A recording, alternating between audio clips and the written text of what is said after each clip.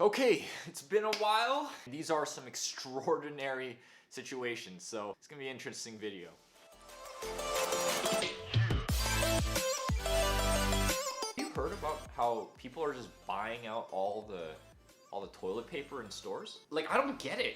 Bowel problems are not a symptom of coronavirus. Anyways, that's what fear does, though. That's what fear does. It makes us act in irrational ways. Now, we're not in some zombie apocalypse, but we are inside of a pandemic, quite a serious pandemic, actually.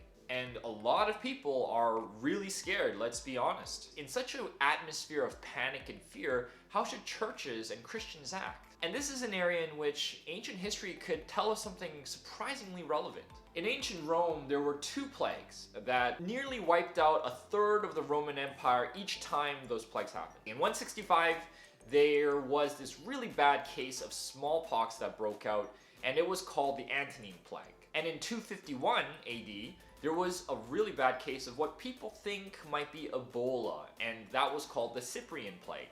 What's interesting about these 2 plagues is that they coincide very closely with the spikes in Christian population that arose during those times. As I'm sure you guys know, Christianity in the beginning was this like small cult, but then there were like large spikes of Christian populations just rising all of a sudden through conversion. So you gotta really ask yourself, what made these people all of a sudden start to believe, and why was it that they started believing right after these plagues? During those plagues, many were understandably fleeing from cities and from sick people. It looks like the Christians were running in the opposite way, and they were going into the cities and they were going towards the sick people. And because of the care of these Christians who went towards the sick to take care of them, the mortality rates of those plagues were lowered. And many of the people in Rome just were able to witness the weird and extreme love of these people that were called Christians. As a result, many people started to flock towards the faith, and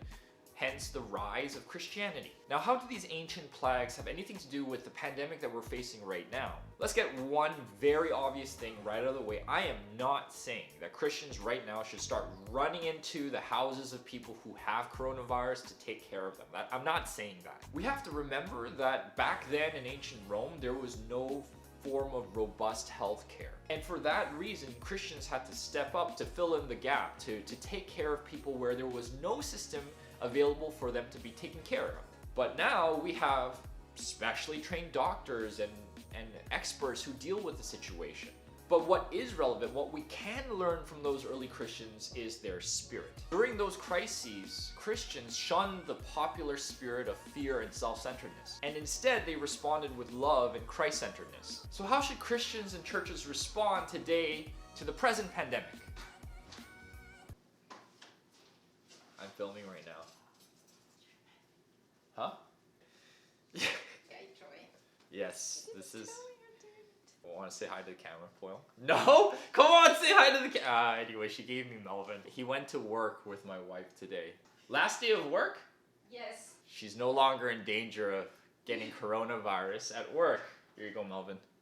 I think first, the churches have to listen to the recommendations of health officials. Think about closing all the activities that we're doing inside of churches, which might actually include the Sunday service. And if you've been keeping any eye on the news, you will have seen that the restrictions on how many people have to meet together was 250. That's been reduced to 50. Unless your congregation is under 50 people, that would be against the recommendations of health officials, and you might be accelerating the spread of this virus. But I think we should also try to take initiative in fighting the fear that seems to be encroaching on our society right now.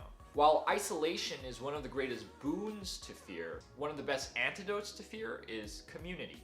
But how do you do any sort of community at a time like this when you're not allowed to like touch people? Actually, no, you generally don't need to touch people for community, but you get what I'm saying, when you can't even be at like arm's length with people. So if you guys have any ideas about how Christians can be missional in a time like this while also being responsible, I would love to hear it. Please comment in the comment section below, because I just want to know. And please stay safe, wash those hands, 20 seconds. And grace, peace, see you in the next one.